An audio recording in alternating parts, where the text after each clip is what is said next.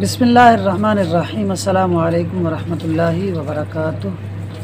آج کی ویڈیو میں ہم مراح الارواح جو کہ صرف کی کتاب ہے، عربی میں ہے، اس کے مصنف کے حالات کے بارے میں جانیں گے۔